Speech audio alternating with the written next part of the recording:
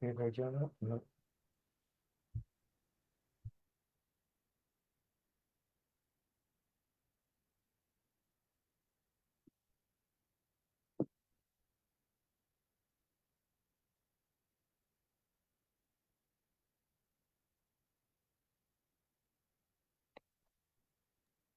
Estamos en línea. Muy bien, buenas tardes, compañeros y compañeras.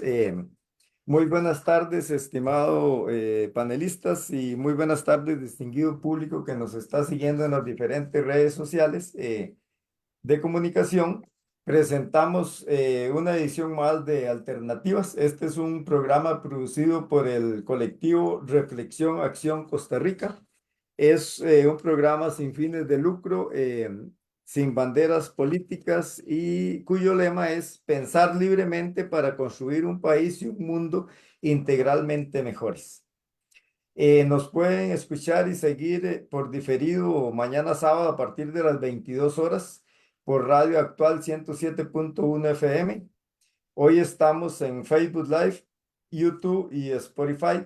También seremos retransmitidos en Radio Guanacaste 106.1 FM, Radio Soberanía y Radio Revolución. Nos complace indicarles que tenemos audiencia en diferentes partes de los 5 continentes que nos siguen en las redes sociales, y esperamos que el público que esta noche nos escuche puedan hacer preguntas o comentarios, enviarlos a la red. Nuestro tema de hoy es arte, cultura y sociedad. Contamos con 3 distinguidos panelistas que nos acompañan, y les agradecemos a los compañeros panelistas el haber aceptado la invitación que se les extendió. Realmente nos sentimos muy contentos y muy agradecidos con ustedes por haber aceptado este día el participar en este tema tan interesante como es arte, cultura y sociedad. A continuación vamos a darles un minuto a cada uno de los compañeros panelistas para que se presenten, digan su nombre, quiénes son, a qué se dedican, y luego entonces pasaremos ya a la otra parte que es la participación de cada uno de ustedes. Le vamos a dar primero la palabra a Pablo, luego a Mario y después a Juan Manuel. Pablo, adelante. Sí, muy buenas noches. Un saludo cordial a don Juan Manuel Arce, panelista que nos acompaña, profesor y escultor, a don Mario Octavio Montero, que también nos acompaña, profesor especialista en cine y literatura, a don Asdrúbal Marín, que es el que está mediando esta exposición, gran amigo mío que conocí hace más de 20 años en la UNED, cuando inicié labores allá en la UNED. Mi nombre es Pablo de Jesús Vindas Acosta. Yo trabajo actualmente en la Universidad Estatal a Distancia con la Cátedra de Filosofía y la Cátedra de Técnicas de Estudio a Distancia o Métodos de Estudio a Distancia. Me han invitado el día de hoy a hacer una exposición breve sobre el tema del arte, la cultura y la sociedad. Entonces, aunque es un espacio de tiempo breve, voy a tratar de la medida de lo posible de ajustarme a ese espacio de tiempo y tratar de, en la medida de lo posible, muy brevemente, hablar sobre el contexto del arte, pero basado sobre el contexto de la filosofía en el paradigma occidental, es decir, dentro del pensamiento filosófico de la cuna de la civilización actual que surge a partir de Grecia. Muy bien. Entonces, vamos para servirles. Bienvenidos a todos los que están conectados. Gracias. Muy bien, muchas gracias, Pablo. Le damos el pase para la presentación a don Mario Montero. Buenas noches, un placer estar con ustedes. Agradezco cordialmente la invitación a Dual, que igualmente conozco desde hace ya muchos años. Ya creo que no es mejor contarlos porque la realidad es que podemos confesar lo muy viejo que estamos, ¿verdad? Entonces, el aprecio es mutuo, igual a los compañeros contertulios, ¿verdad? Que no tengo el gusto de conocerlos personalmente, pero que va a ser me parece muy agradable charla entre ellos. Mi nombre es Mario Montero Solís, soy, ¿cómo se llama?, educador en el sistema secundario desde hace ya casi 30 años. La experiencia ha sido muy grata y espero que lo que tenga preparado para hoy sea del agrado de tanto los participantes como los oyentes que están presentes en este interesante programa.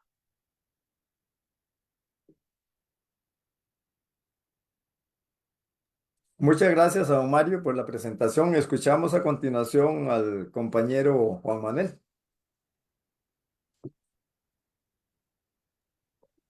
Buenas tardes, muchas gracias Adrúbal. Pablo, muy bonito todo eso que vas a decir. Muchas gracias por invitarme también. Y Octavio, que espero que dices que traes algo preparado y todo. Wow, yo no tengo mucho preparado. Vengo con el entusiasmo de acompañarlos y, y bueno, muchas gracias por la invitación. Mi nombre es Juan Manuel Arce Solís, soy profesor de secundaria en un colegio en Escazú, colegio público, y me gusta la escultura y me gusta la música y hago retratos, tengo un pequeño taller de escultura también.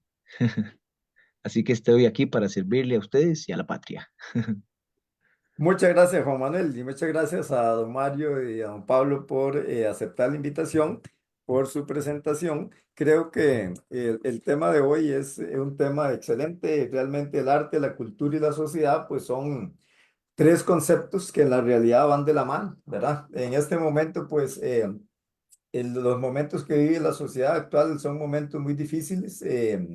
Vivimos tiempos políticos difíciles. El arte, la cultura han recibido sendos golpes por parte del sistema capitalista, ¿verdad? Han recibido sendos golpes por parte de los políticos. No hay financiamiento.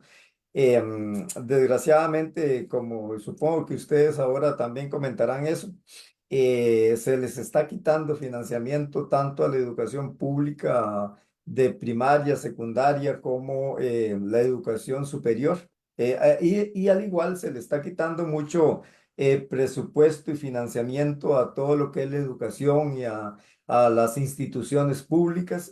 Consideramos nosotros que trabajamos en la institucionalidad pública, pues debemos ser defensores porque somos también personas que hemos recibido el apoyo de todo lo que es el financiamiento estatal. Entonces, programas como este, lo que queremos es hacerle ver al pueblo costarricense la importancia del arte, de la filosofía, de la cultura, para esa formación de los seres humanos dentro de lo que es la sociedad. Sabemos que estamos viviendo tiempos difíciles, como les decía, en donde amplios sectores de la sociedad quedan por fuera de la educación, ¿verdad? Y muchos de estos jóvenes que quieren el arte, quieren la cultura, digamos, tanto en esos campos, pues no tienen el financiamiento ni el apoyo necesario.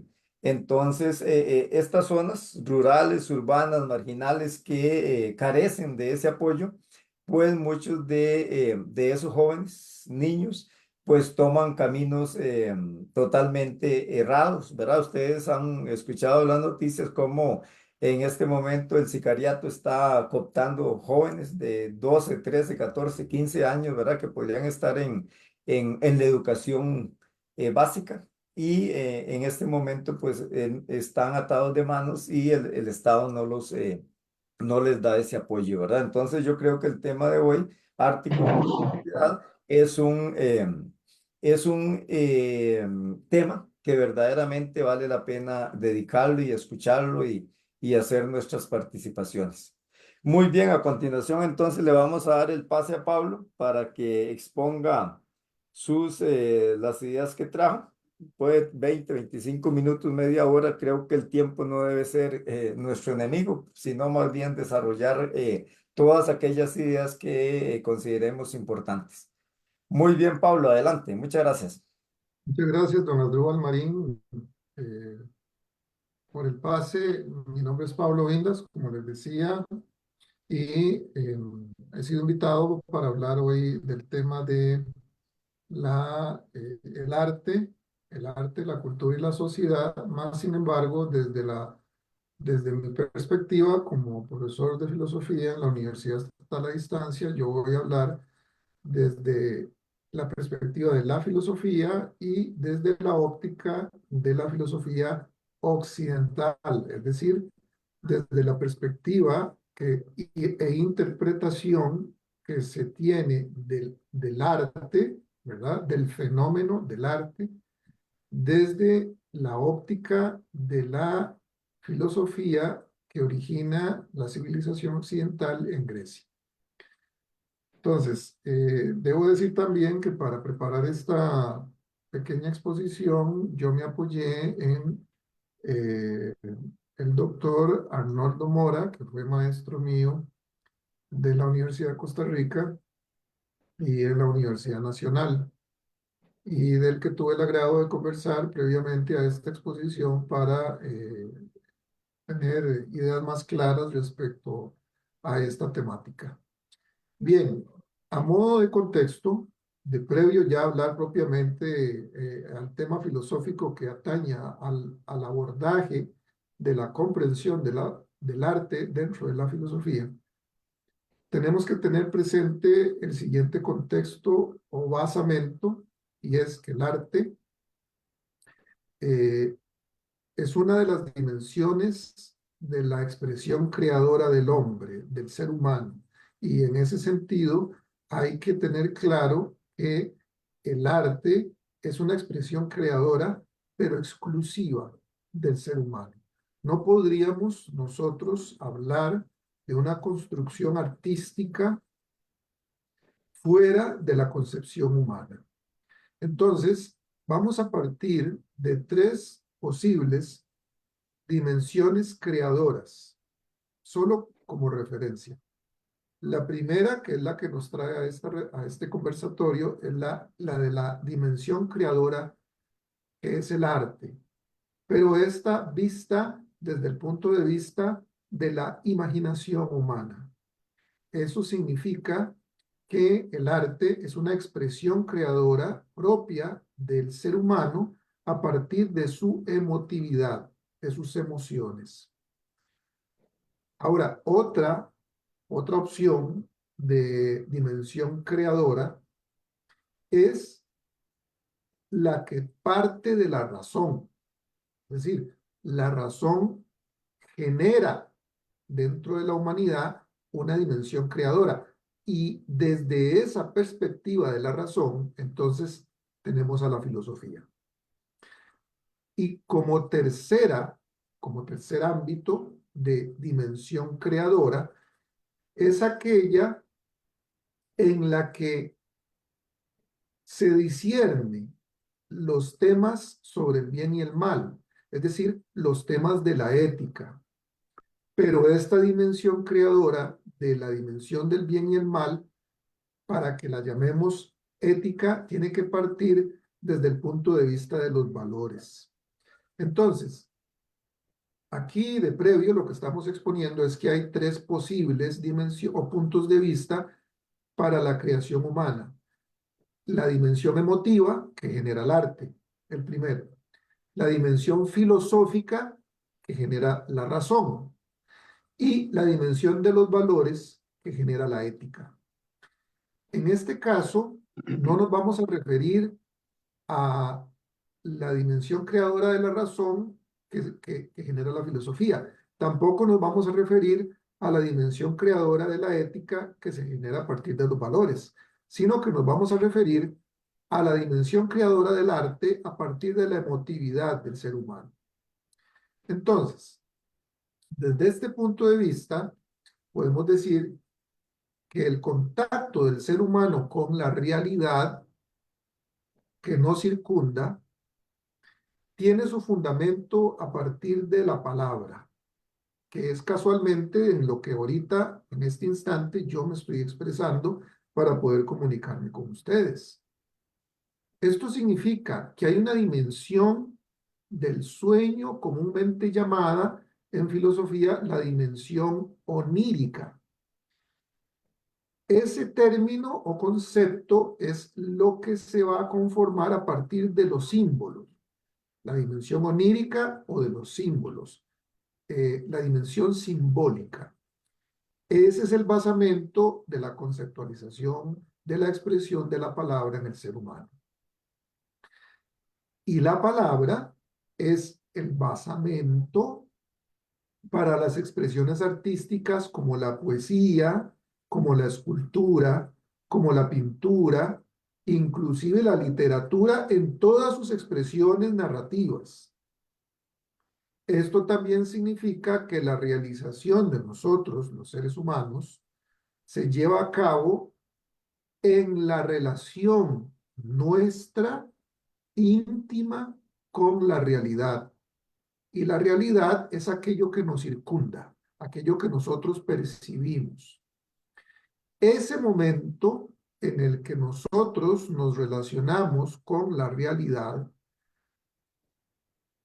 en el que se representa no solo con hechos, sino como un momento representativo por medio de símbolos.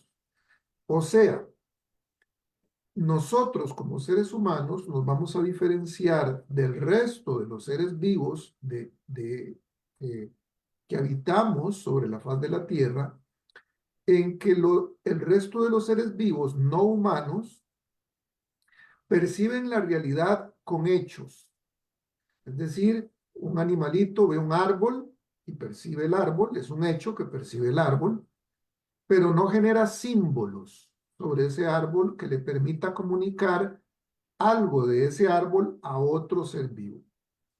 Y la diferencia de ese ser vivo con nosotros los seres humanos es que precisamente nosotros los seres humanos sí tenemos ese momentum en el que observamos un árbol, que es un hecho, pero además de eso generamos un símbolo del árbol en nuestra mente que nos permite con posterioridad comunicar ese símbolo a otro ser humano. Y en eso radica la diferencia entre nosotros, los seres humanos, del resto de los seres vivos sobre la faz de la Tierra. Desde ese punto de vista, el ser humano es único sobre la faz de la Tierra, y precisamente ese es el basamento de la filosofía occidental, que nosotros los seres humanos somos únicos. Más adelante lo veremos con los diferentes filósofos que expresan este pensamiento. Por lo tanto, el ser humano logra esa relación directa entre sí mismo y la realidad que le circunda a través de la creación de los símbolos, de los conocimientos, de esos conceptos, objetos, porque el ser humano objetiviza al observar las cosas, las conceptualiza por medio de símbolos y al hacerlo objetiviza, es decir, convierte a todo lo que le rodea en objetos de conocimiento. Desde ese punto de vista, en esa relación del ser humano con el medio es que se descubre a sí mismo. Y se concreta entonces esa relación cuando el ser humano hace arte. Porque cuando el ser humano hace arte, se expresa. Y cuando se expresa, de alguna manera se expresa a sí mismo. Pero esa expresión adquiere sentido si y solo si, y recalco y subrayo, si y solo si, ese arte que crea y construye es percibido, recibido e interpretado por el otro. En otras palabras, el arte no adquiere sentido en sí mismo aislado. Es decir, yo no puedo hacer arte y guardarlo en una caja fuerte donde nadie lo observa, nadie lo ve, nadie lo aprecia, ni nadie lo interpreta, nadie interactúa con él, porque entonces ese arte no cumple su propósito. Eso significa que cuando el ser humano hace arte, lo hace con el objetivo de que éste sea percibido por el otro. Por lo tanto, se requiere como requisito de la existencia del arte y de la realización del mismo el que haya una reacción del otro, del que percibe el arte, y en ese momento entonces el arte se realiza. Si no ocurre ese ejercicio de interacción entre el arte y el que lo percibe y lo observa, entonces hay un fracaso en la realización del arte. De este modo, el arte se realiza en el tanto el artista dialoga en primera instancia con el mundo exterior, pero lo hace a través de su obra. Es decir, el artista no va y habla con el interlocutor que percibe su arte, sino que el artista dialoga con el interlocutor a través de su obra. Por eso es que es tan importante entonces la relación entre el artista, la obra y el que percibe su obra. No puede haber arte si no está esa interacción.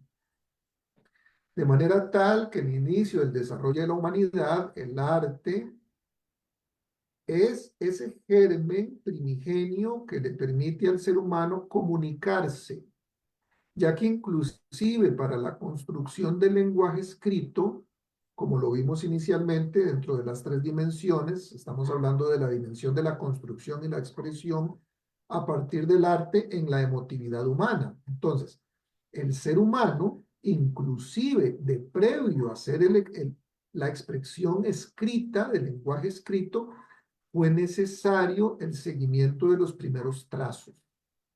Es decir, los primeros trazos fueron ese primer arte que hizo el ser humano. Y por eso el arte, desde ese punto de vista, antecede a la escritura, porque esos trazos en las paredes de las cavernas de nuestros antepasados, muy probablemente de allí surgen los primeros signos, que posteriormente dieron origen a la escritura. Así vemos y constatamos que el arte antecede a la escritura. Y entonces viene a ser una concatenación de una serie de signos lingüísticos que juntos expresan un acontecimiento. Y es allí donde surge la diferencia entre el arte en la expresión del escritor y el pintor. De la expresión del escritor, porque el primero deja a la interpretación del espectador de su obra. Es decir, el pintor hace su obra y el espectador va a interpretarla. Mientras que el escritor es totalmente diferente. El escritor cuenta a través de las palabras aquellas dimensiones que trascienden lo escrito. Por ejemplo, la dimensión de espacio y tiempo. Porque el escritor, a través de su escrito, incorpora al lector en una época, en un lugar distinto en el que se encuentra. Y entonces ahí hay una diferenciación entre el arte de la pintura, de la escultura y el arte de la escritura.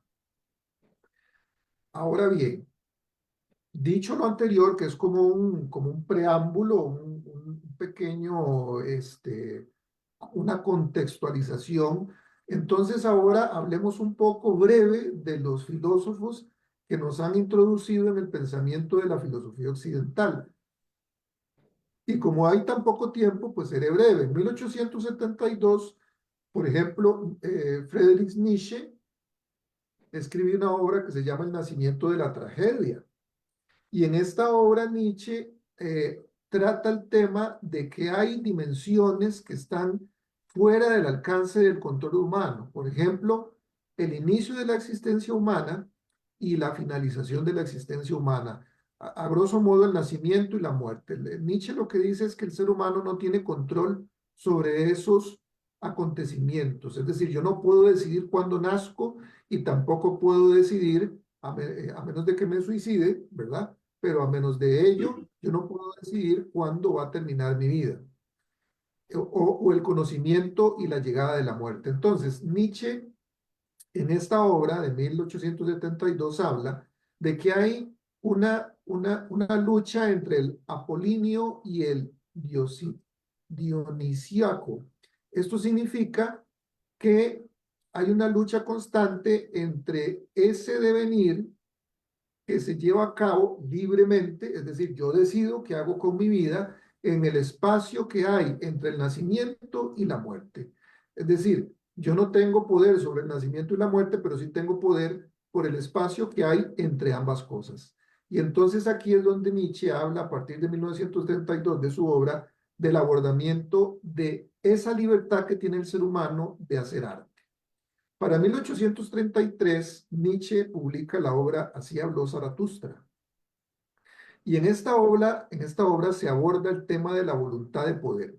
Y esa voluntad de poder es precisamente la voluntad y libertad que tenemos de hacer lo que nosotros queramos y construyamos durante el periodo que dure nuestra vida.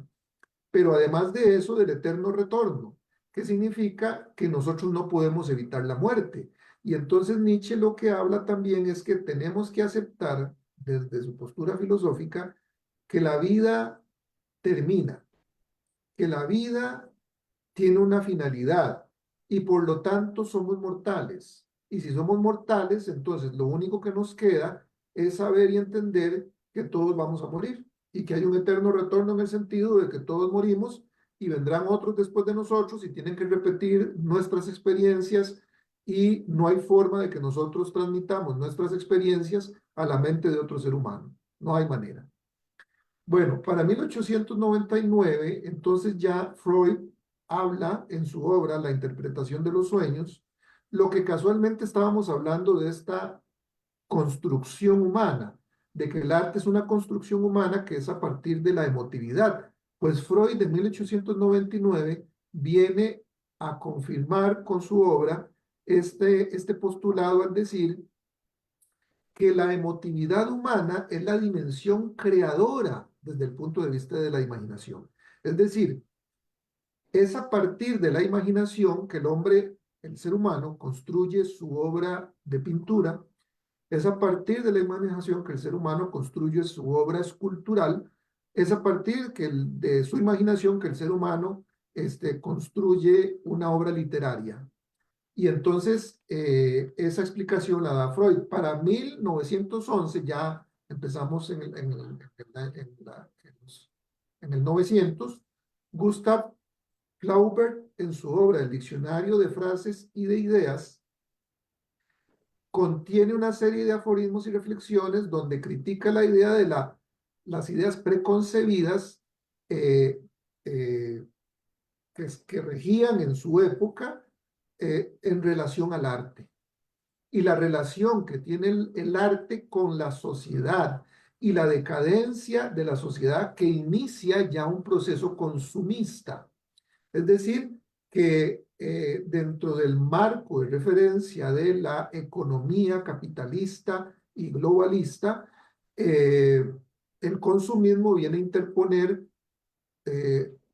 una forma de ser en la comunidad global.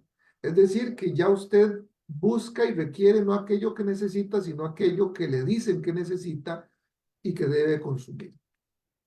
Para 1913, Edmund Husserl, en su obra Ideas para una fenomenología pura y una fenomenología fenomenológica, aborda el tema de la donación de sentido.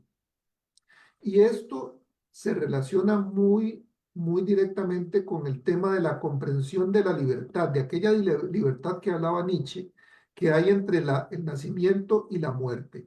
Esa libertad de que cada ser humano dispone para poder actuar sin restricciones y que a partir de ella puede expresarse. Para 1923, Albert Schweitzer, en su obra La civilización y la ética, nos dice que la vida es un valor en sí misma. Y la vida, tomándola desde el punto de vista de Nietzsche, que la vida es una, ¿verdad? Porque desde el punto de vista de la filosofía, reitero, somos mortales. Y desde esa perspectiva de nuestra mortalidad, entonces es que tenemos que darle un valor a esa vida, porque solo hay una vida, y por lo tanto tenemos que reverenciar la vida en todas sus formas, porque la vida como tal tiene valor intrínsecamente por el solo hecho de existir. Y entonces eso se traduce en la expresión artística. Para 1927, Martin Heidegger, en su obra Ser y Tiempo, explora la noción del ser y,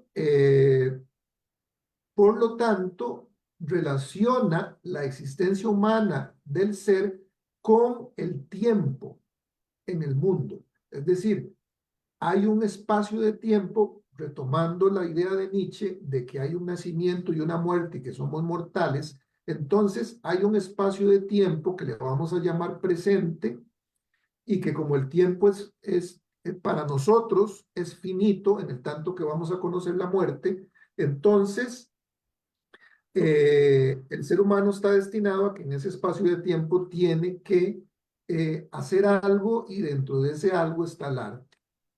Para 1935, Heidegger va a publicar la originaria obra de arte.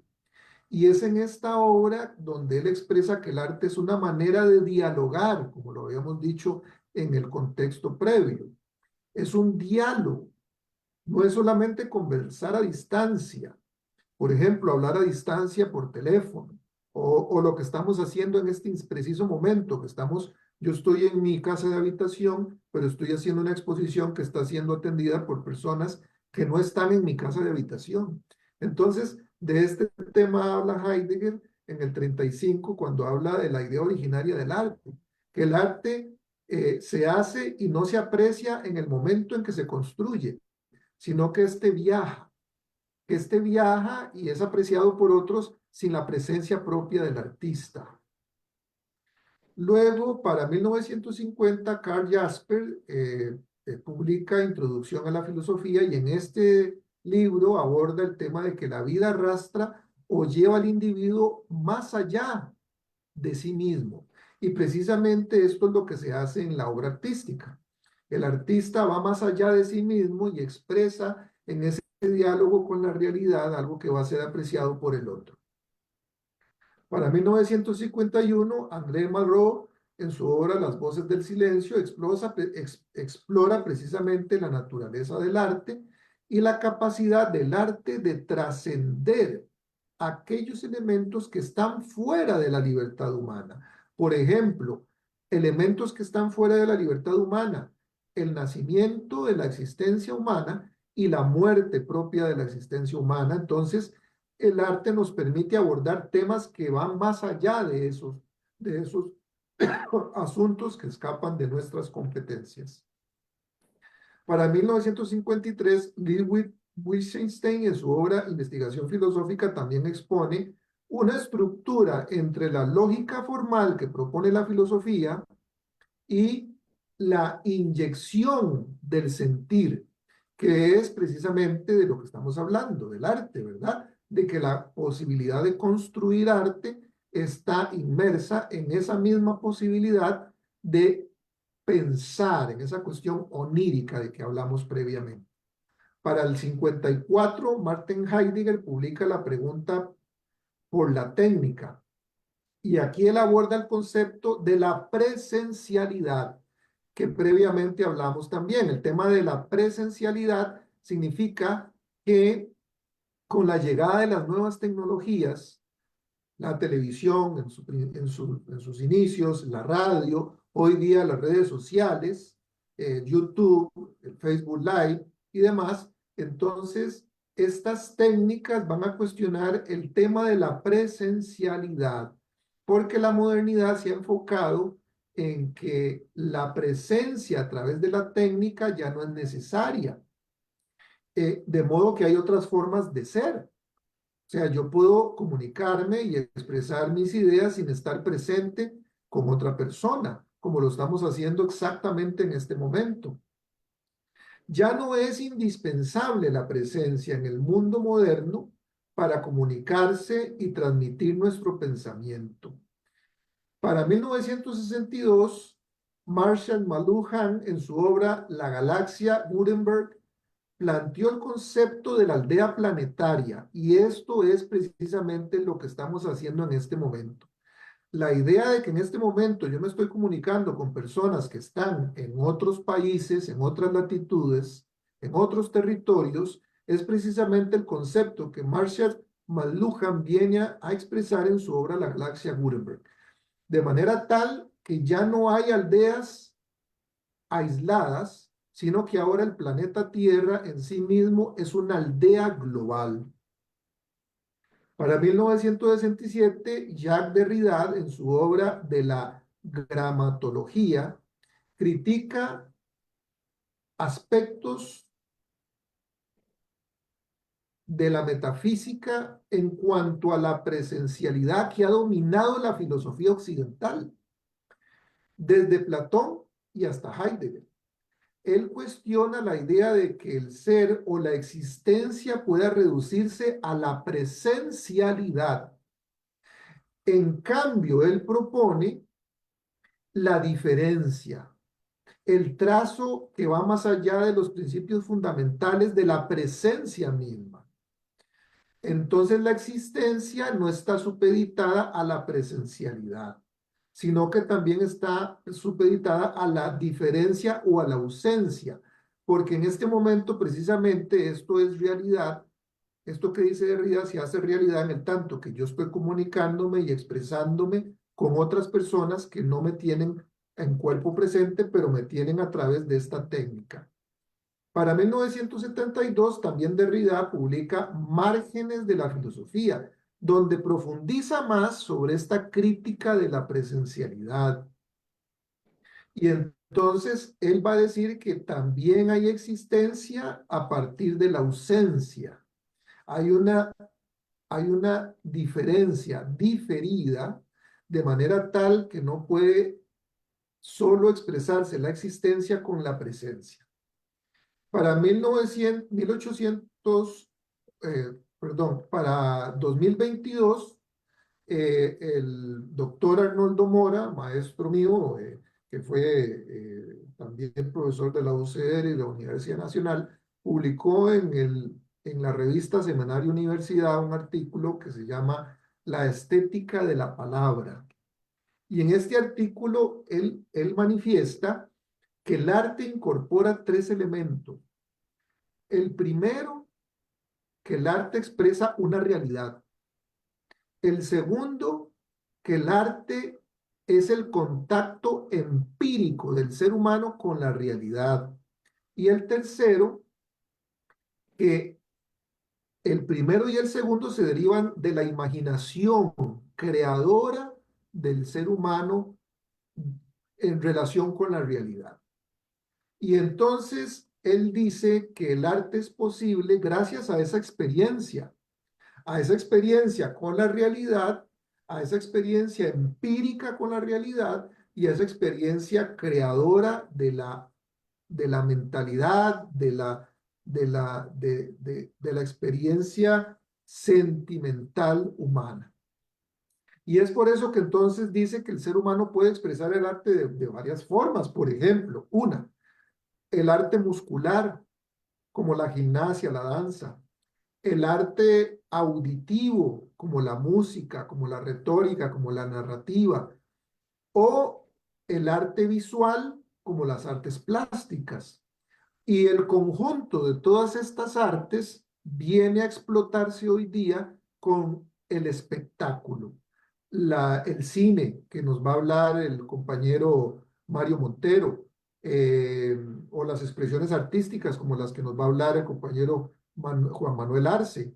De este modo, en estas interacciones sensibles entre el arte y el espectador surge el placer. Es decir, la industria del entretenimiento de hoy día precisamente es una mezcla de las artes que tiene como objetivo entretener. Es decir, el objetivo de ver una película y otras cosas, otras expresiones del arte, van en la actualidad, en nuestra contemporaneidad, a ser placentero, a producir un disfrute de la experiencia estética. Y es que el arte es estética. Y en ese sentido le podemos llamar arte. Ahora bien, desde esta perspectiva que he expuesto, recalco, desde esta perspectiva de la cultura occidental, porque pueden haber otras culturas, de hecho las hay, la cultura oriental, la cultura de nuestros antecesores indígenas, y cada una de ellas va a tener una óptica diferente. Aclaro y recalco que esta ponencia que acabo de hacer para ustedes es sobre la perspectiva de la cultura occidental de origen helénico, específicamente griego, donde el entendimiento del cosmos radica en la racionalidad que se expresa en nosotros los seres humanos a través del uso de la palabra, lo que en filosofía socrática se va a llamar el logos. Y a través de este recurso es que se construye el mundo. Y no por casualidad Aristóteles en su obra La Retórica dijo textualmente que aquello de música tienen las palabras y a eso le llamó poesía. En otras palabras, que la poesía es la expresión escrita de lo que es la música. Y para finalizar, debo decir que en otro artículo del doctor Arnoldo Mora, del 26 de junio del 2024, que se publicó en la revista Semanario Universidad, el artículo se titula La filosofía del arte en la era actual. Don Arnoldo dice que la existencia humana misma se convierte en una obra de arte y el universo entero es un poema. Y dicho esto, terminaría aquí mi exposición para darle paso al siguiente panelista. Muchas gracias. Muy bien, Pablo, muchísimas gracias por la exposición. Vamos a continuar ahora con otro de los compañeros panelistas, el señor Mario Montero. Adelante, Mario. Gracias, muy amable, Yua. No sé si se me escucha bien, si acaso ahí me indican. Lo escuchamos bien. Perfecto, gracias. Coincido increíblemente con muchas cosas que don Pablo acaba de presentar en tan interesante propuesta. Incluso el hecho que se centre propiamente en Occidente, ¿verdad? Y en los griegos es fundamental, porque la realidad es que si hablamos de una cultura occidental es porque gracias a los griegos supimos apreciar lo que ellos nos heredaron, ¿verdad? Occidente es Occidente por los griegos, ¿verdad? Ya lo han dicho muchos intelectuales, ¿verdad? Y recuerdo rápidamente al poeta John Keats que decía, nosotros somos los griegos. Que lamentablemente en las sociedades actuales sigamos sus valores y sus apreciaciones racionales y profundamente filosóficas son moneda de otra situación. Lo cierto es que lo mío anda por ese lado también. Sin embargo, voy a centrar mi propuesta no tanto en lo que don Pablo planteó sobre la palabra, ¿verdad? Sobre el lenguaje. Yo lo voy a hacer más que todo centrándolo en la mirada. Pero antes de desarrollar lo que tengo preparado sobre eso, voy a tratar de leer lo más fluidamente posible y sin tener que caer en aburrimientos académicos para inquietarlos más que todo. Posiblemente también detenga un poco lo que vaya planteándoles para aprovechar y proponerles lecturas que creo que son importantes que pudieran revisar en algún momento dado si tienen la oportunidad. Tengo una biblioteca con la cual puedo aprovechar y hacer recomendaciones fundamentales al respecto de un tema tan interesante como este que estamos desarrollando. Así que por aquí alrededor de la mesa y tengo algunos libritos que les voy a ir ensayando, ¿verdad? Y recomendando para que los consigan, ¿verdad? Y aprovechen sus lecturas. parodiando al filósofo alemán Max Scheler en su obra El puesto del hombre en el cosmos, desde el primer despertar de mi conciencia filosófica, y creo que también ha sido para todos ustedes, estos conceptos de arte, cultura y sociedad han estado presentes a lo largo de nuestras vidas, como inquietudes perennes y numen para comprender de manera profunda y profusamente la condición humana.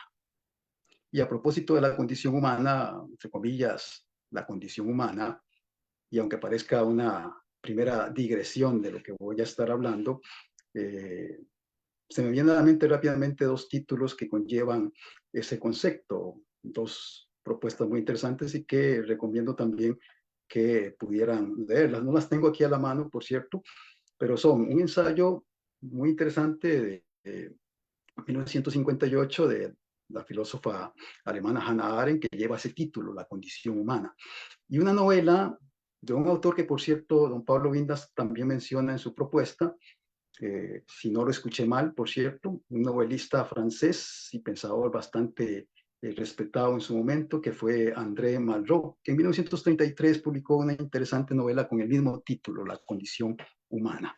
Y las menciono porque definitivamente en ellas y como en otras propuestas que también tengan ese mismo título y que yo desconozca, vayan ustedes a encontrar también muy interesantes reflexiones sobre el tema que nos acontece en este momento.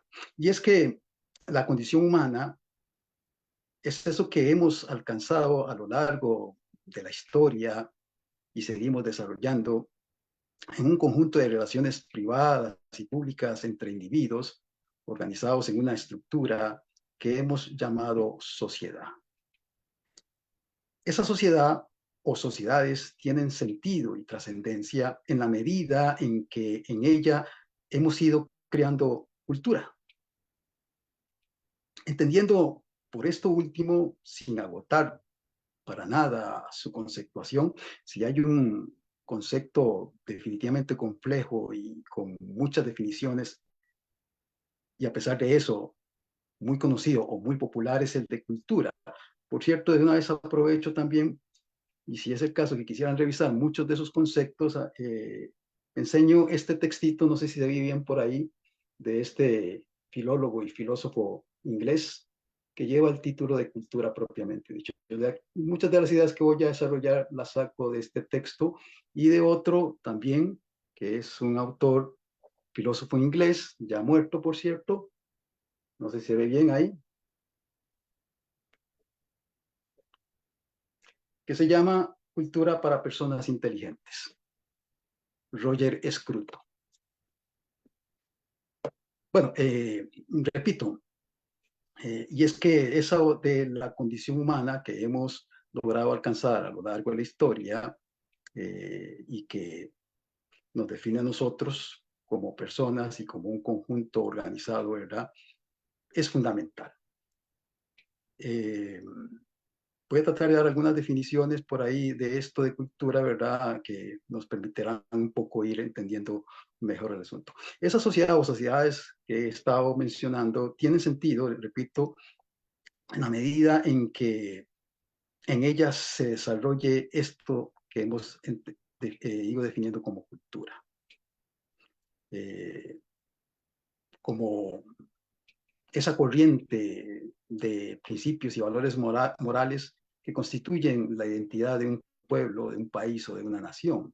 Hablamos del alma de una sociedad, del flujo de energía moral que cohesiona o es una cohesión perfecta de una colectividad social, que este es un concepto que ya desarrolla en el siglo de las luces un teórico alemán de nombre Johann Gottfried Herder, y que por cierto cita constantemente en su libro Roger Scruton, del cual les acabo de enseñar. Y esa cultura, no hay duda que se manifiesta de muchas maneras, pero sobre todo a través de las expresiones estéticas o artísticas. Si la memoria no me traiciona o no estoy equivocado, y aunque lo estuviera y me traicionara, creo que la afirmación es bastante interesante. Una propuesta aforística que plantea otro poeta, un francés, Jean Cocteau, que decía, el arte es imprescindible, pero quisiera saber para qué. Esa necesariedad del arte de la que habla el poeta, me atrevería a pensar que tiene que ver con lo connatural o con la connatural expresión de la condición humana, caracterizada por pasiones, sentimientos, inquietudes, dubitativas y perplejidades que motivan a planteamientos muy interesantes y preguntas que realmente inquietan el espíritu. Entre ellas, la misma que se plantea Cocteau. ¿Para qué es imprescindible el arte? A lo cual respondería sin pensar que con ello vaya a resolver el asunto completamente, que si algo ha contribuido a que los seres humanos se singularicen y diferencien de otras criaturas de este mundo, es por su posibilidad o por su capacidad de manifestar belleza en las diversas disciplinas artísticas que ha creado, ¿verdad? Un poco más o menos lo que desarrolla también don Pablo en algún momento dado de su propuesta. Vamos a ver, he tenido la suerte de estar en el sistema educativo secundario durante casi 30 años, inculcando pensamiento filosófico. Y algo que he determinado es que uno de los temas que más le llama la atención a los muchachos es este de la cultura y el arte.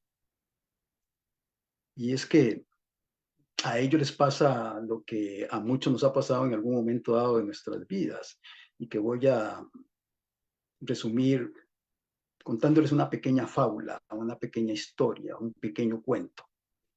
Al rato resulta más agradable eso que toda una disertación muy profusa y compleja. Un pequeño cuento que ustedes pueden encontrar citado en un librito del escritor estadounidense David Foster Wallace, que se titula Esto es agua, que es una conferencia que Wallace ofreció a los jóvenes graduando de una universidad privada en Estados Unidos allá por el año de 2005, ¿verdad? 3 años antes de que muriera, por cierto. Les cito un poquito la versión que yo tengo y que yo les leo a los chiquillos cada vez que tengo la oportunidad. Dice así, abro comillas, tenemos 2 imberbes e impasibles peces nadando juntos, undívagos desapasionadamente, en un diálogo que a nadie interesa.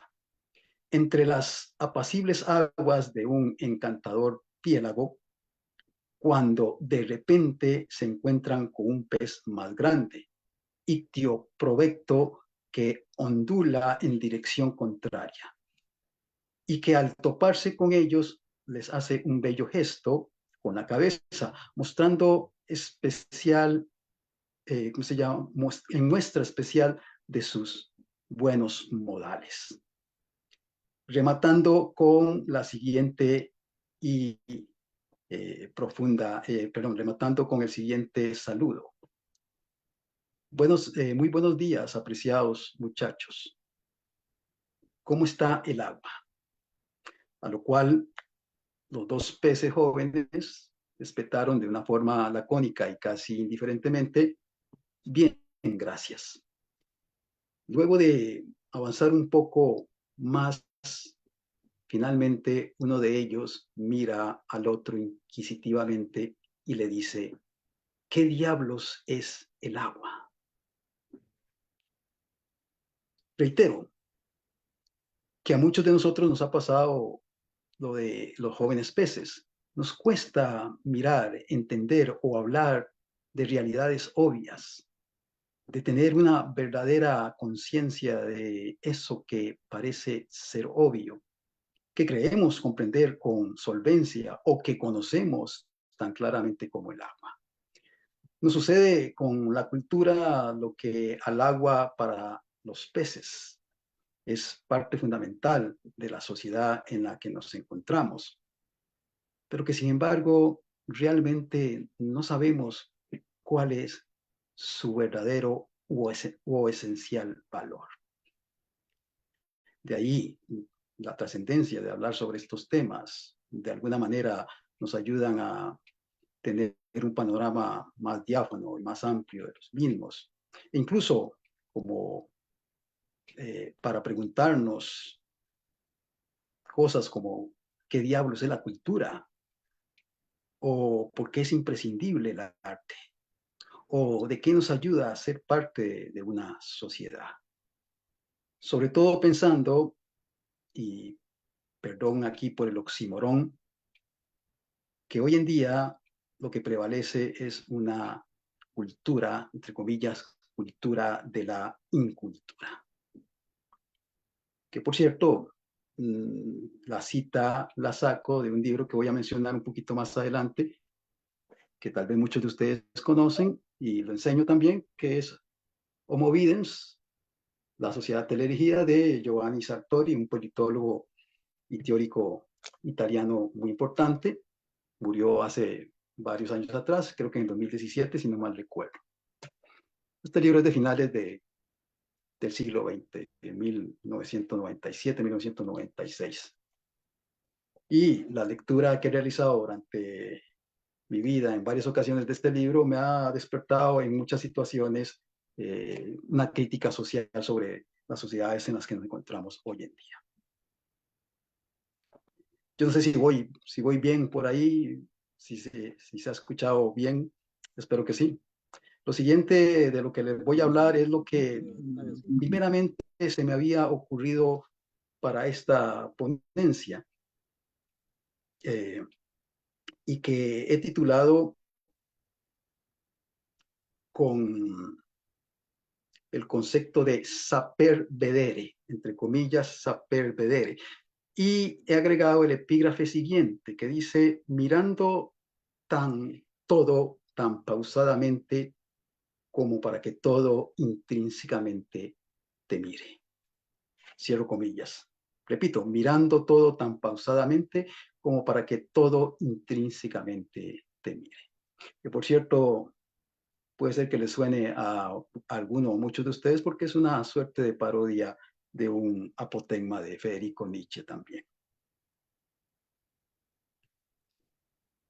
Ok, para empezar quisiera referirme a una precisión lingüística que me conviene para lo que quiero plantearles. No es de mi satiscario, no es de mi creación, no es propia. La realiza o la lleva a cabo un historiador español, especialista en cine y teórico de la cultura popular, que todavía está vivo, si no estoy equivocado, que es Romain Gubert.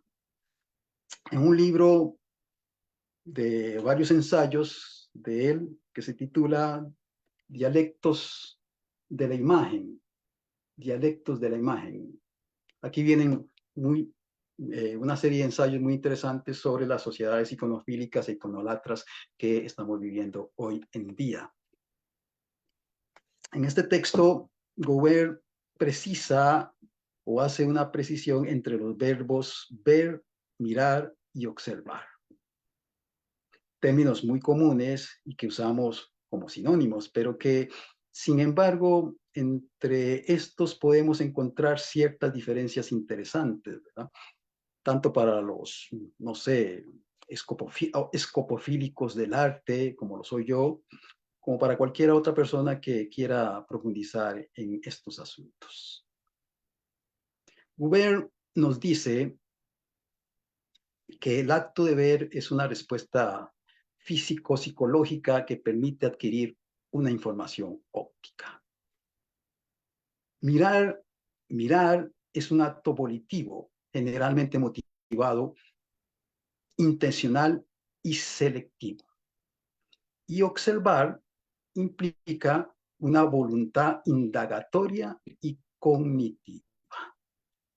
Observar implica una voluntad indagatoria y cognitiva. El asunto es que tanto mirar como observar, entendiéndolas como medios para adquirir conocimiento, son aspectos fundamentales de lo que vamos a llamar saper vedere, o lo que es lo mismo saber mirar.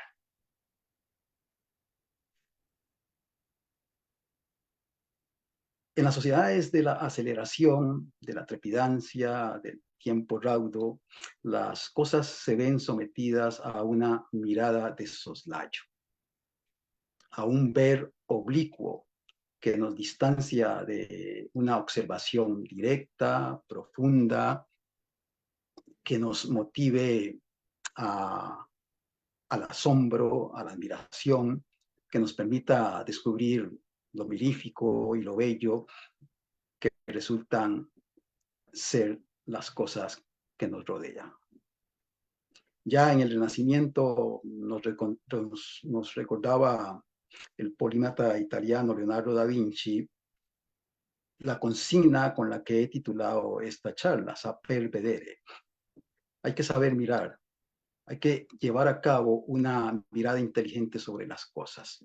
El artista italiano consideraba necesario el inculcar en las personas ese estupor por lo que es bello a través de una consciente observación que ahonda en las intríngulis de lo que nos rodea, la naturaleza o la realidad y de nosotros mismos, desvelando lo que hay detrás de las apariencias, descubriendo lo que está oculto y gozando de la excelsa hermosura o hermosita de todo aquello que nos circunda.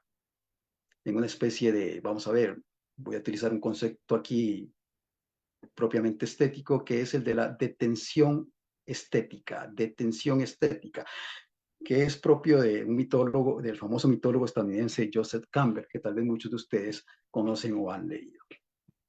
Hablamos de un aquietamiento del espíritu o de una suerte de imperturbabilidad de la mente que se consigue solamente con ese saber mirar, con esa suerte de tener la mirada y aprovechar profundamente lo que se está observando.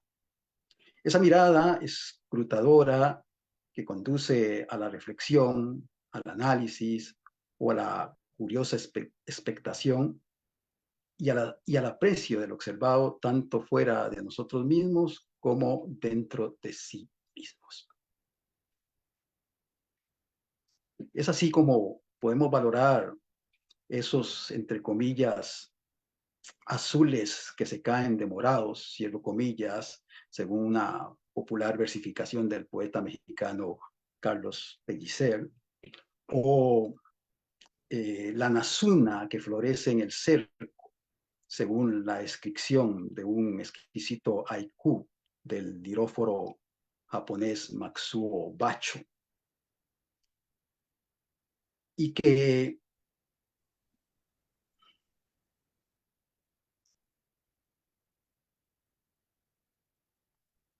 perdón,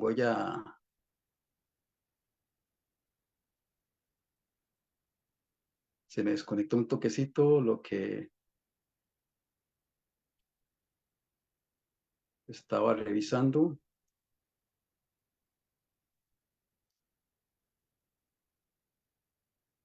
Ok, repito. La nasuna que florece en el cerco, ¿verdad? Que es parte de un poema japonés de Matsuo Bacho y que es citado por el psicoanalista y filósofo alemán Erich Fromm en un librito muy interesante de 1976, que tal vez también ustedes han escuchado, que es Tener o Ser, un escrito donde Fromm hace una acerba crítica a las culturas materialistas y de consumo en las que hoy nos encontramos emboscados. El mirar atentamente, como también lo ha llamado el poeta japonés, humaniza nuestros razonamientos que pueden ser muy fríos y mecánicos, sensibilizando nuestras capacidades cognitivas con esa mirada que es capaz de inmersarse en el embelezamiento del mundo, de sonrojarse en el asombro del cosmos y de darle sentido al ser que nos constituye. El saper vedere, que se cautiva prolijamente con lo propiamente humano, se contrapone a lo que prevalece en las actuales culturas de la aceleración. La tremulante mirada de soslayo que no tiene tiempo para observar, el oblicuo ver que es incapaz del detalle y que nos conduce por una suerte de embólico derrotero cuyos paisajes parecen espectrales, fantasmáticos, puesto que dan la impresión de difuminarse ante nuestros ojos. Esa mirada sesgada no es determinación de lo concreto, que puede llevarnos a la admiración, sino manifestación de lo deleznable, inconsistente, escurridizo, de lo que se escapa entre los dedos como arena y que enmascula la experiencia estética de lo bello. Haciendo un juego de palabras o algo así como un calambur, no es, entre comillas, mirando el sesgo, que es el título de un interesante libro del filósofo croato Slavoj Žižek, sino lo sesgado que impone una óptica de lo fragmentario, de la mutilación de una observación holística, lo que prevalece en las actuales culturas de la antilentificación. A propósito de esto último, recomiendo también, entre los tantos libros que en el fondo abogan por una mirada elentecida, el ensayo del historiador mexicano Luciano Concheiro, que lleva el título de Contra el tiempo, que yo creo que lo tengo aquí a la mano también, de la editorial Anagrama. Contra el tiempo, también un acervo análisis crítico, cáustico sobre las sociedades tecnocráticas y tecnofílicas en las que nos encontramos hoy en día. Otro libro muy interesante que voy a relacionar con lo que estoy hablando, se publicó a finales del siglo XX, una pequeña obra del politólogo y ensayista italiano Giovanni Sartori, que se las acabo de enseñar, titulada Homo Videns, la sociedad teledirigida, de 1997, en la cual, o en el cual leí con entusiasmo en su momento, y en el que encuentro una paradoja inquietante, la de una cultura que había dado paso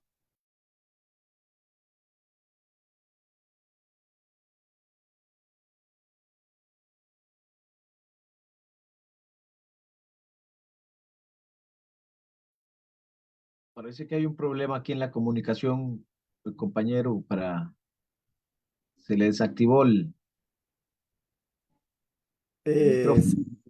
Sí, aparentemente se le desactivó la comunicación.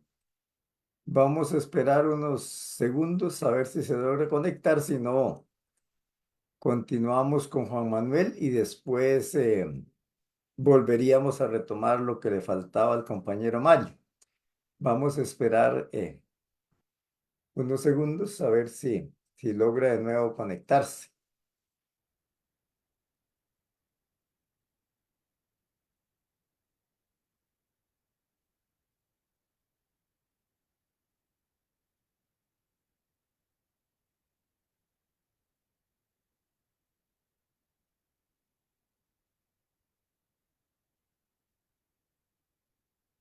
Voy a comunicarme con él para...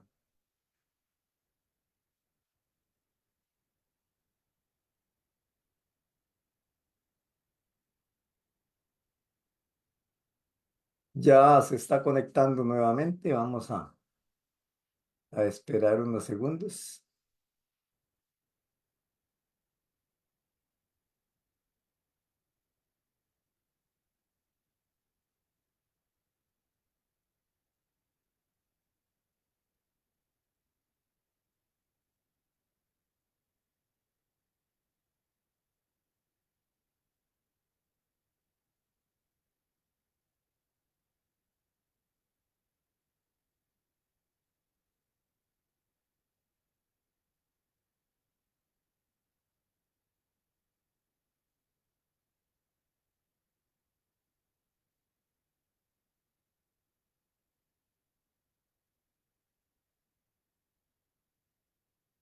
Bueno, son cosas que suceden con la tecnología, ¿verdad? Que están fuera del alcance de uno y a veces por alguna situación logra desconectarse, pero ya está conectado Mario. Adelante, Mario. Listo, otra vez. Sí. Continúe, sí. Al que menos sabe de tecnología le pasan las peores cosas, ¿verdad? Pero bueno, espero que no se vuelva a interrumpir. Perdonen la molestia, el No se preocupe, es normal. imprevisto. Repito, entonces, retomando lo que estaba mencionando, Giovanni Sartori en Homo Videns. Les decía que en ese libro encontraba una inquietante paradoja que consiste en que hace más de 100 años se dio paso a un, entre comillas, Homo sapiens, que va a luego permitir la entrada hoy en día o la llegada hoy en día de lo que Sartori denomina otro tipo de ser humano, al que él entiende como Homo videns, hombre que mira. Entramos al siglo XX con una crisis identitaria de un tipo de ser humano, ese llamado hombre racional, para dar paso a un tipo de individuo abocado a una mirada, pero a una mirada que no tiene las características de lo que he venido definiendo como saper vedere. Dice en su ensayo el escritor italiano, el politólogo italiano, la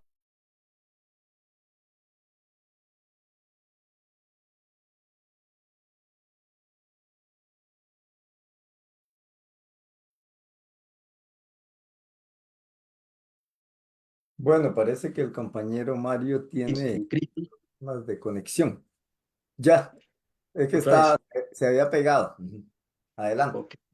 Entramos al siglo XX con un Homo sapiens en crisis, adoleciendo de una...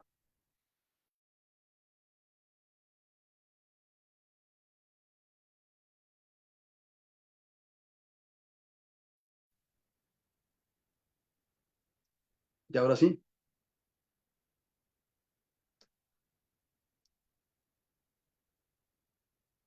Un Homo sapiens en crisis, adoleciendo de una pérdida de conocimiento y de capacidad de saber. Y tenemos en el siglo XXI un nuevo tipo de ser humano que se enajena con lo visible y que es incapaz de observar de forma inteligible. La cultura de la mirada en la que nos encontramos hoy en día, cultura de la mirada, nos hace mirarlo todo, desde lo más insulso o baledí hasta lo más cruento y desalmado, de lo más prosaico a lo más lumpen, perdón, de lo más prosaico y lumpen a lo más conspicuo y excelso. Pero lo más paradójico de todo esto es que los que miramos lo hacemos sin comprender nada. Nuestra mirada, en algún momento dado, inquisitiva, es en la actualidad escopofílicamente perversa. Y peor aún, es una mirada babieca o balicona, desmañada, que se queda en el simple acto de ver sin entender. Es una mirada atrapada en la vacuidad y a pesar de que miramos, no vemos nada, que es lo que recalca también un historiador británico, Benjamin Woolley, en un libro interesante también que se llama El universo virtual. Así que es fundamental saber mirar, lo que implica una observación inquisitiva, indagatoria, que interpela y que es capaz de penetrar los urginosos abismos de la ignorancia, abriendo paso al ser humano con luciente mirada hacia la sabiduría. Es fundamental inculcar en la educación a los jóvenes esa concepción de observar con detenimiento para no perder de vista el asombro, que es parte fundamental de no solamente de la filosofía, sino de las expresiones artísticas que han venido desarrollándose hasta nuestros momentos. Esto lo encuentro muy cotidianamente, incluso en expresiones artísticas tan populares como en el cine. Normalmente vamos al cine simplemente para divertirnos, para distraernos. Nuestra mirada sigue siendo una mirada desinteresada. No asumimos la observación de una obra cinematográfica desde un punto de vista serio y profundo, ¿verdad? Y menos si esta resulta ser compleja y difícil, ¿verdad? El compañero anterior hablaba un poco del divertimento y el espectáculo, y eso ha causado en nuestras sociedades actuales, ¿verdad?, un verdadero daño a propósito del saber mirar, del saber observar. No disfrutamos con responsabilidad que tiene que ver con el aprendizaje y el conocimiento, lo que observamos con respecto a las expresiones del arte. Eso es válido tanto para el cine como para una lectura o para el aprecio de una escultura o obra pictórica. Creo que voy a dejarlo aquí para no estar padeciendo con mayores problemas técnicos, ¿verdad? Y darle paso al compañero que que sigue.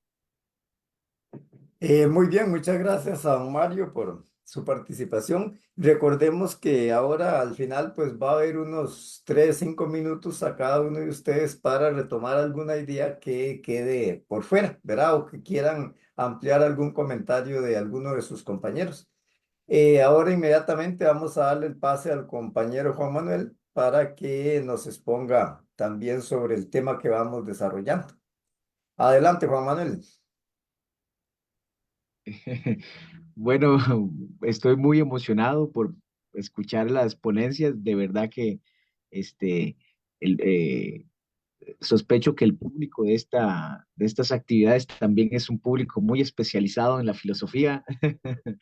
No traía una ponencia así bueno, de verdad no traigo una ponencia eh, desde el punto de vista académico, pero sí quisiera compartir algunos eh, aristas que tienen que ver con el arte que creo que no han sido citadas y tienen que ver con este tema que nos tiene aquí y tal vez más bien motivar a que pudieran también eh, ayudar en mi apreciación de qué es el arte, contestando algunas de mis inquietudes también como artista que soy y, y también como espectador de este proceso de arte, porque trabajo justamente dando clases de artes plásticas, ya saben, en secundaria, donde hay que apasionar a grupos de jóvenes a que aprovechen la dimensión plástica del arte, que le saquen el máximo provecho. Entonces, estaba pensando que que el arte desde una perspectiva de la terapia, por ejemplo, es tan sano hacer un poquito de deporte como hacer un poquito de arte en la cotidianidad. Desde ese punto de vista me gustaría referirme a este, ciertos, ciertas cosas como, por ejemplo, eh, y que no están en el ámbito académico, está más en el ámbito como de lo cotidiano. Por ejemplo, en qué momento todos estos asuntos del arte y todos los asuntos del conocimiento humano tienen que volverse cosas serias si de verdad que desde pequeñitos aprendemos jugando y haciendo canciones, incluso al punto de vista así ridículo, porque puedes ver de repente un viejecito de 80 años cantando canciones infantiles y comportándose como un niñito ante su nietecita, porque esa es la manera como, por ejemplo, ella aprende. Los niños aprenden con canciones, los Juan niños Manuel, aprenden, tal vez si enciende la cámara, pues está apagada. perdona, Sí,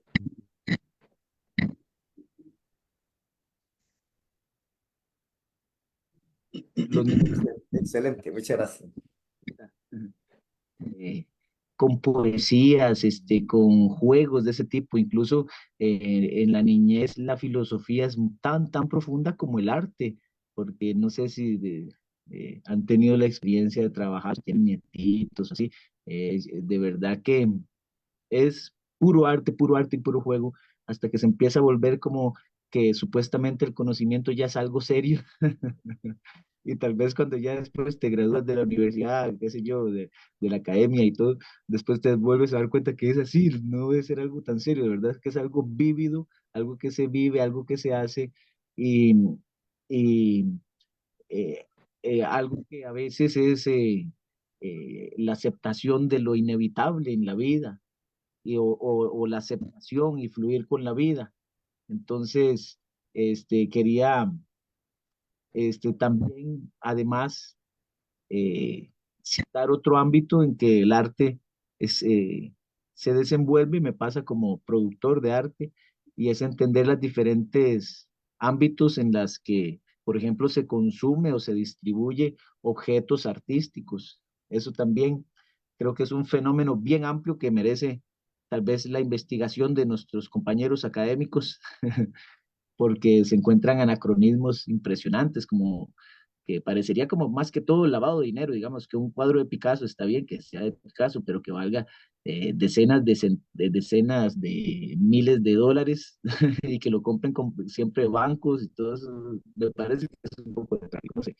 Y otras veces que eh, desde un punto de vista humano no se pueda percibir, como decía el compañero, que eso sea justo o una obra de arte o una consecuencia tan cruel, existiendo tanta miseria en el mundo, desde un punto de vista ético. Me parece que hay muchas contradicciones con esto del arte o lo que se cree que es arte. Entonces, bueno, y también el compañero Pablo por aquí me tiró la pelota, que si me hacía referencia a lo que es, a las dimensiones plásticas, tal vez para el público que quisiera saber un poquito las dimensiones plásticas, supongo que se refiere a estas, al dibujo, a la pintura, a la escultura, a la danza, a la música y al teatro y al séptimo arte que las envuelve a todas, que es el cine, y que cada una tiene una forma particular, como la música que hablábamos ahora, que su forma es el sonido, la presión atmosférica, un efecto físico, o la pintura, que es la luz, o el dibujo, son las figuras geométricas, y la escultura, las figuras, es la forma en el espacio. Así que para el público que quería seguramente eventualmente entender a qué se refieren las dimensiones plásticas, seguramente que me equivoco. Así que, este, bueno, eso es lo que quería participar por el momento. Si más bien les dejo el tiempo para que podamos seguir eh, hablando un poco. Sí quería citar esos dos ámbitos. ¿Qué les parece si también se pudieran referir a esa cuestión el mercado económico, que también es preocupante? Incluso me gustaría aquí hablar sobre una situación, por ejemplo, en la Universidad de Costa Rica cerraron la carrera de la énfasis de enseñanza de las artes plásticas, y hay unas universidades privadas que sí lo dan, esa carrera, o sea, privatizaron las enseñanzas de las artes plásticas, por desgracia. Entonces son cosas que pasan también, ya saben, la sociedad, eh, a la sociedad un poquito de deporte, un poquito de arte, caería bien. Claro. Es una terapia, no está mal. A mí me cae muy bien hacer un poquito de deporte, hacer un poquito de arte. Supongo que a todos también nos cae bien en cualquiera de las dimensiones plásticas que nos gusten, practicarlo, expresarnos, eventualmente sin una intención de... yo entiendo esto que hablaban ustedes, lo citaban muy bien sobre el espectador y ese diálogo que hay con el espectador y todo, pero también desde un punto de vista terapéutico. O sea, todos tenemos un poquito de arte en las cosas que hacemos,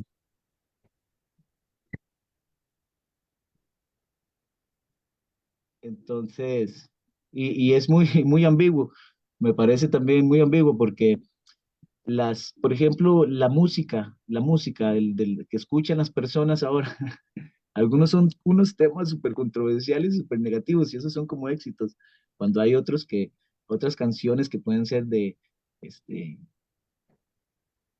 que sean con temas como decir, no tóxicos, ni que hablen de drogas, esos no son éxitos, es como que la sociedad consume también como algo muy particular, esas cosas también yo creo que tendrían que analizarse desde esa óptica tan académica con la que ustedes tienen esa virtud de ser de esa comunidad de académicos, de verdad, de la filosofía. Para mí fue impresionante, he quedado de verdad como,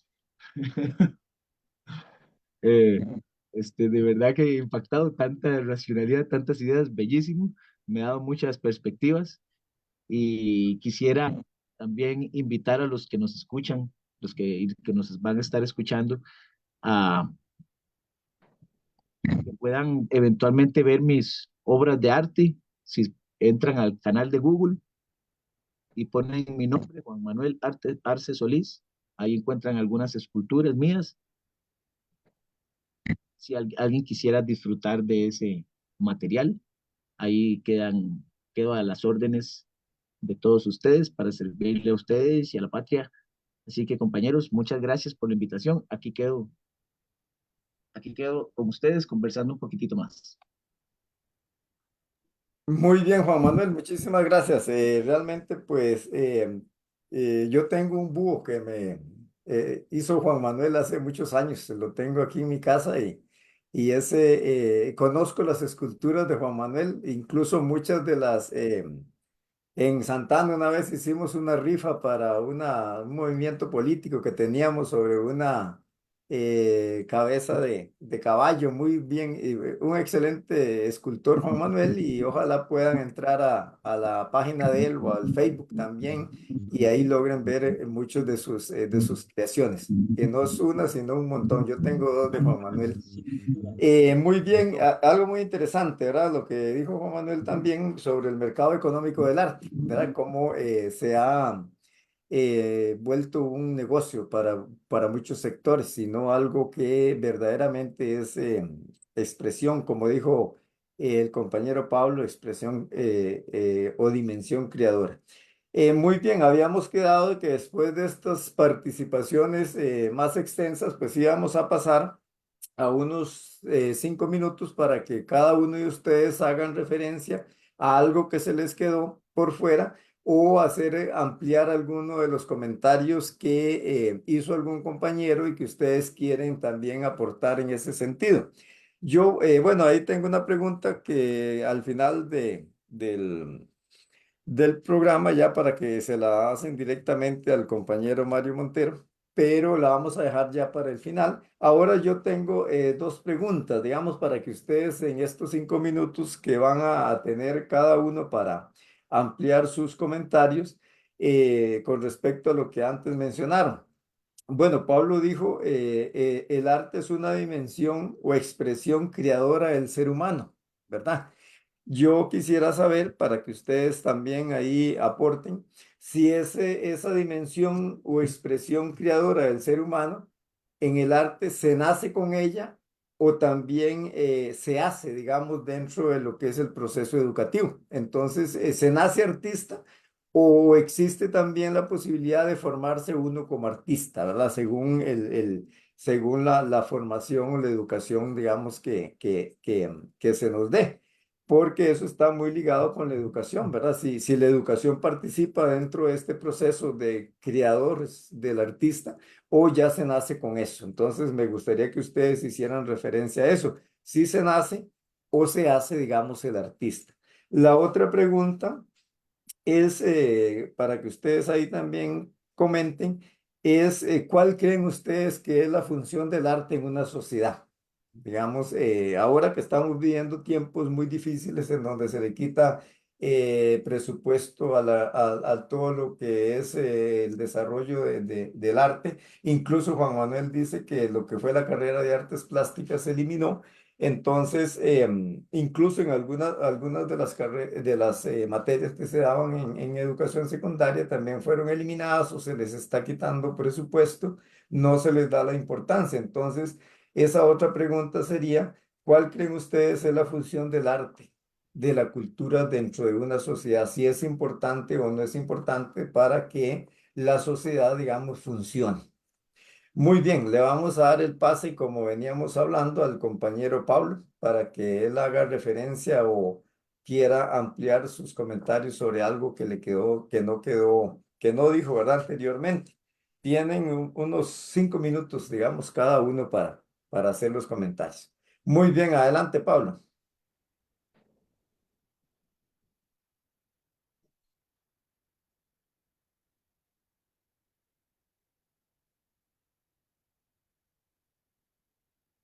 Sí, un momento, estoy aquí actualizando el...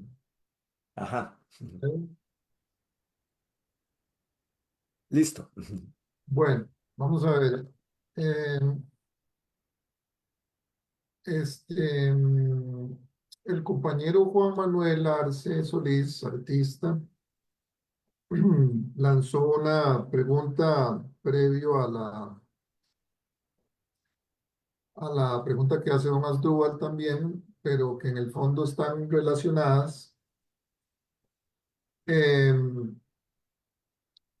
A propósito de esto, aquí en el chat de los que estamos haciendo la exposición, he compartido un link con un libro descargable digital. También les compartí ahí eh, una foto de la portada del libro. Esto con el objetivo de que don Asdrúbal, que está a cargo ahí de la parte técnica, lo comparta en el comentario del Facebook Live. Ahora, ¿por qué le hablo de este libro que yo publiqué? Porque en este libro hablamos sobre filosofía del deporte, siempre dentro de la perspectiva occidental, ¿verdad? Eso es importante dejarlo claro, porque hay muchas formas de comprender el mundo, hay muchas perspectivas, visiones para comprender el mundo. Entonces, yo estoy abordándola desde la perspectiva occidental. Eso tiene que quedar muy claro para el espectador. Ahora, en ese orden de ideas, para responder a la pregunta de si una persona nace artista o se hace artista, podríamos introducir la misma pregunta. ¿Nace una persona deportista o se hace deportista? ¿Nace una persona escritor o se hace escritor? Entonces, desde mi punto de vista, y desde la perspectiva de la filosofía, que es el ámbito en el que yo me voy a referir, debo decir que para poder responder cualquiera de las preguntas antes expuestas, es de mi opinión, que casualmente la estoy escribiendo en un trabajo que estoy llevando a cabo, que probablemente lo terminaré dentro de 2 años, es de mi opinión que el ser humano, todos nacemos o llegamos a este mundo a vivir nuestra mortalidad en una igualdad de condiciones. ¿Cómo entender esto que estoy diciendo? Pues la única forma de entenderlo es que la capacidad de cada uno de nosotros es la misma. Es decir, todos poseemos un cerebro que tiene una capacidad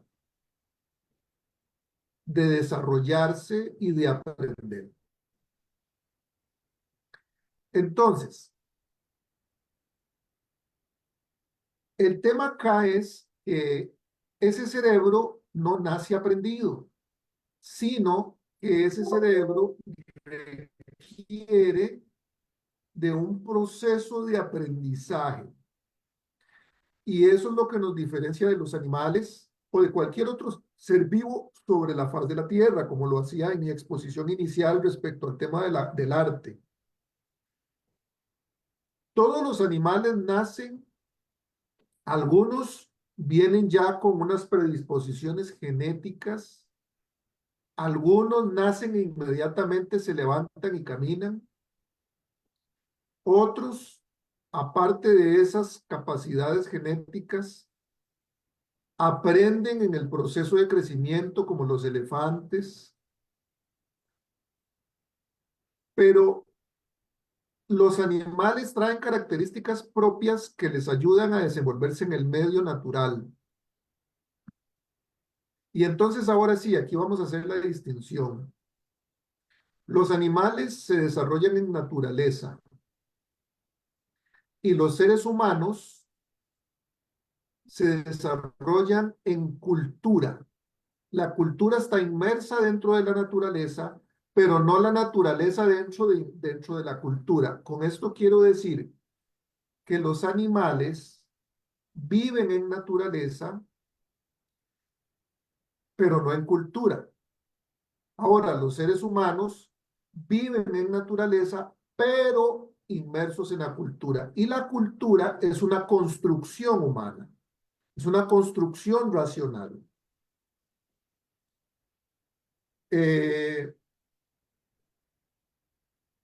Desde este punto de vista, entonces, la cultura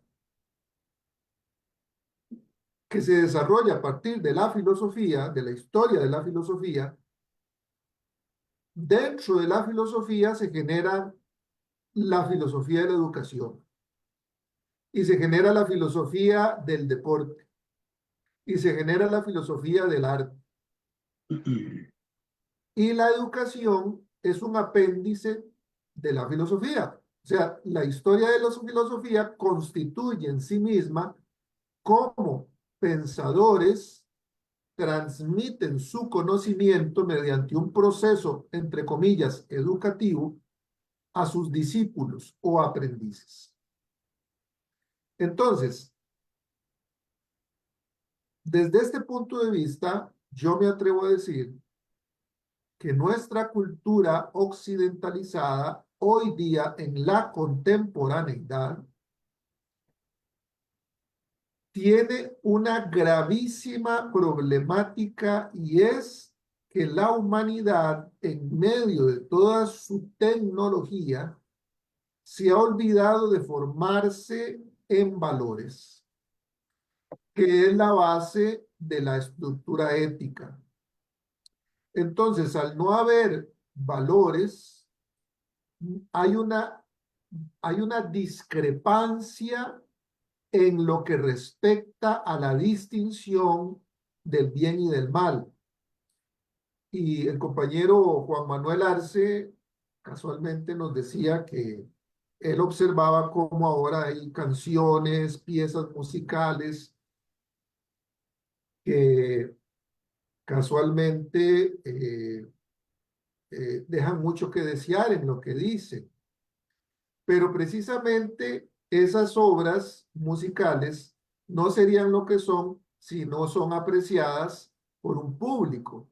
Y el problema es que ese público está desvalorizado. Es decir, el problema, mi respuesta al problema de la sociedad actual es que hay una desvalorización, hay una carencia de los valores, lo que da como resultado una dificultad para identificar lo correcto de lo incorrecto, lo bueno de lo malo, y entonces lo malo se vuelve bueno y lo bueno se vuelve malo, y hay una relativización del concepto ético precisamente por la falta de valores. Entonces, mi propuesta es, ¿cuál es la solución a este problema?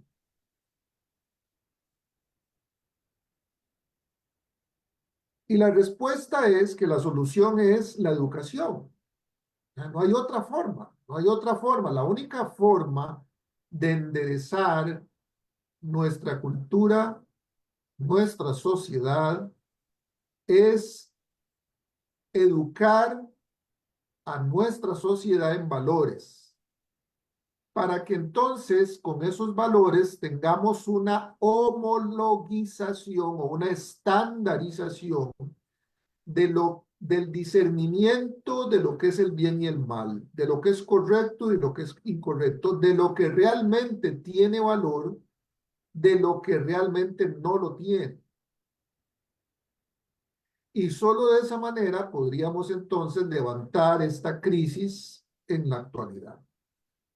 En respuesta a la pregunta de don Juan Manuel Arce y a la de don Asdrúbal, ¿se nace artista o se hace artista o se nace deportista o se hace deportista?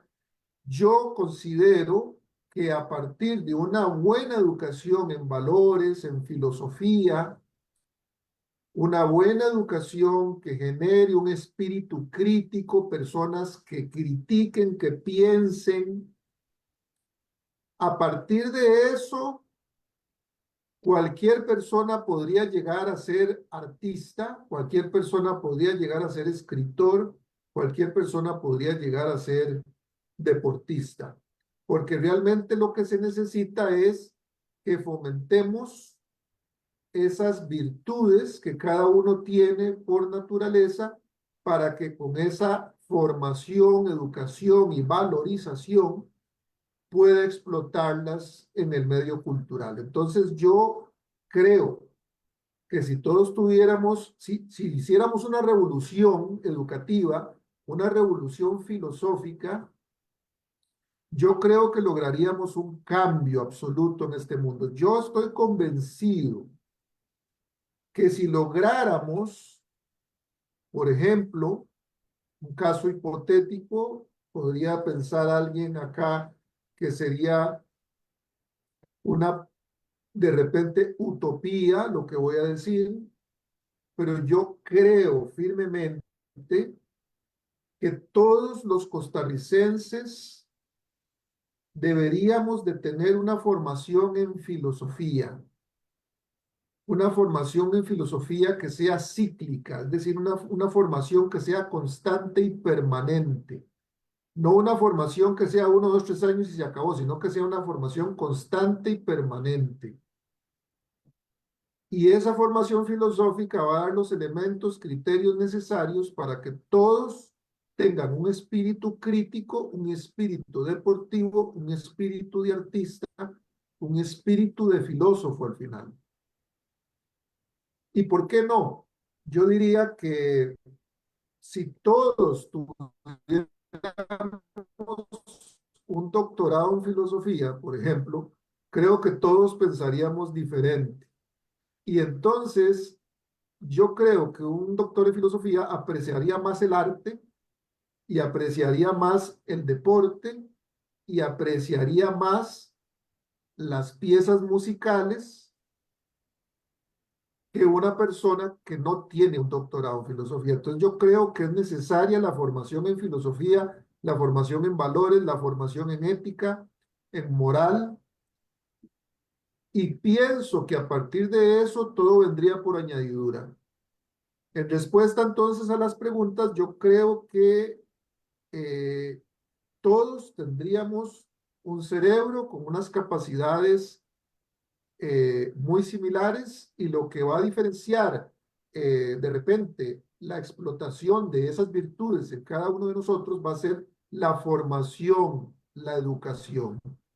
Entonces, a partir de lo que digo, considero que los deportistas, los artistas, escritores y demás son producto de su formación. Es decir, que no es que un artista nace por generación espontánea, sino que hay una formación de por medio. Si todos tuviéramos esa formación, de repente todos seríamos artistas. Ese sería el aporte mío en respecto a la pregunta que hace don Juan Manuel y don Asdrúbal Marín. Y don Asdrúbal, le reitero que ahí en la cajita de comentarios le puse aquí en nuestra, no está pública, sino que es en nuestro diálogo, ahí le dejé el link del Sí. libro y la portada del libro para que lo comparta en el Facebook Live, para que aquellos que tengan a bien tener un poquito de información respecto de la filosofía del deporte, que habla un poquito de esto, ¿verdad? Voy a decirle a la compañera Michelle, que es la encargada de la tecnología, para que ella lo pase al Facebook Live, ahora después o después en diferido. Bueno, nos quedan escasos 5 o 6 minutos ya para cerrar el programa, porque hay que cerrar antitos de las 8 de la noche. Entonces, más bien, vamos a darle a Juan Manuel la palabra para que se despida brevemente, dé algún comentario, y luego al compañero Mario Montero. Tal vez no hace referencia a las preguntas que estaban pendientes, porque hay mucho que decir de eso, entonces no quedaría tiempo. Adelante, Juan Sí, Manuel. no, una vez agradecerle la oportunidad de estar aquí. De verdad que me voy con muchas ideas en la mente, con muchas nuevas perspectivas. Un lujo poder estar aquí con ustedes y compartiendo aquí con estas cámaras y saludando a todo el público de acá. Veo que hay se va a retransmitir acá, veo que se llama Radio Guanacaste, Radio Soberana, el 106.1 y luego también 107.1 Radio Actual. Wow, entonces un saludo a todos esos y muchas gracias por invitarnos a que nuestras voces se permuten ahí en la frecuencia de radio. Así que muchas gracias. Tal vez otro día también podamos seguir conversando estos temas que va para rato. De verdad Correcto. que ciencia artística que todos tienen derecho a tener, ahí es una realidad y, y es, y está viva, es que está viva, no es, tampoco es información inerte, está vivo, eso. Así que Excelente, Juan Manuel, muchas gracias. Todavía nos quedan ahí unos minutitos. Vamos, Mario, una pregunta que surgió de la audiencia es, ¿cómo hacer para cambiar esa mirada de los niños hacia el arte? Que sea una mirada más crítica, más que aprovechen más el arte, porque usted antes habló de que como que esa mirada no se sabe hacer, ¿verdad? Sino más bien es una mirada que no es verdaderamente una mirada de diversión, sino como que más bien que esa mirada cambia hacia la criticidad con respecto al arte.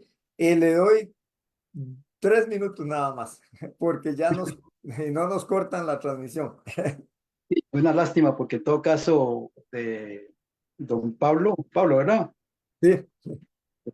Planteó algunas cosillas que me interesaban mucho desarrollar y comentar, sobre todo el arte contemporáneo y lo que yo considero una crisis pasmosa y monstruosa de lo que es la apreciación del arte hoy en día. Bueno, rápidamente, nada más, definitivamente yo creo que en el sistema educativo debería tomarse seriamente la enseñanza del arte, ya no solamente como capacidad creativa de los jóvenes de proponer algo que tenga un carácter inquietante en torno a lo bello, sino en conocer la trascendencia y el valor que tiene las expresiones artísticas, ¿verdad?, en la sociedad, y sobre todo hoy en día, que yo considero que hay una crisis cultural en torno y sobre todo al arte contemporáneo, por su mercantilismo y por lo que proponen los, entre comillas, artistas que supuestamente han pasado por un proceso académico, educativo y que son capaces de hacer cosas interesantes, pero lo que vemos hoy en día, lamentablemente, uno como espectador termina inquietado, si es que lo están vacilando, le están tomando el pelo, o realmente yo como espectador no entiendo y no alcanzo lo que está pretendiendo proponer el artista. A los jóvenes y a los niños debería inculcárseles seriamente una suerte de no solamente historia y producción creativa del arte, sino una filosofía del arte que les permita tener conciencia al respecto de qué es eso, que tiene que ver con la creatividad, que tiene que ver conmigo como persona, como creador también, y, ¿cómo se llama? Profundizar conscientemente de que la mirada, yo como espectador que propongo una mirada al respecto, esa mirada tiene que ser obviamente crítica y sobre todo cargada o fundamentada en conocimiento, ¿verdad? Creo que el proceso educativo debería tomarse seriamente las expresiones artísticas como las plásticas, como la musical, que lamentablemente yo creo que han estado marginadas. Muy bien, Mario, muchas gracias por la participación. Quisiera pues de veras darle las gracias a compañero Pablo, al compañero don Mario y Juan Manuel por haber aceptado la invitación a este programa. Como dijo Mario, hay mucho que decir, ¿verdad?, sobre el tema y sé que ustedes como artistas, académicos, filósofos, pues aquí podríamos durar muchas horas conversando y hablando sobre temas tan interesantes. Em, Creo que son temas que nos debe llamar profundamente la atención en esta época, sobre todo que estamos viviendo, una época en donde lo económico, digamos, los intereses políticos, el neoliberalismo, los problemas de drogadicción, de delincuencia, corrupción que hay en la sociedad y políticos que no les importa realmente lo que se vive en una sociedad como la nuestra, más bien están interesados en sus negocios económicos, ¿verdad? Y en sacar ventaja de todo aquello que nos debería de interesar y sobre todo las futuras generaciones, ¿verdad? Las futuras generaciones son las que nosotros tenemos que tener muy presente porque ahora estamos viendo todas estas situaciones de sicariato, de drogas, de delincuencia que hay, que ya hasta da miedo salir a la calle, ¿verdad? Porque usted no sabe qué le puede suceder. Entonces son temas que deberíamos de seguir discutiendo. A partir de ahora, pues ustedes estarán presentes dentro de lo que es el programa Alternativas para seguir reflexionando sobre temas tan interesantes. Realmente muy agradecido a nombre del colectivo que representa el programa, ¿verdad? El de Alternativas, que es Colectivo Reflexión Acción Costa Rica, para tratar de ver cómo contribuimos a que esta sociedad en la cual vivimos, pues cada día sea más humana, más ética, como ustedes mencionaron, con mayores valores y con más responsabilidad. Les agradezco profundamente también a todos aquellos que estuvieron conectados escuchando estas reflexiones y agradecerles a quienes en diferido nos van a escuchar a partir de mañana en otros medios de comunicación y en otras redes sociales. Les agradecemos, Pablo, Mario, Juan Manuel, su aporte muy valioso a nombre del Grupo Alternativas, pues seguiremos en contacto. Muy buenas noches y le damos el pase a la compañera Michelle, que es la que estuvo a cargo de toda la tecnología, para que ella cierre el programa. Muchísimas gracias a todos y muy buenas noches.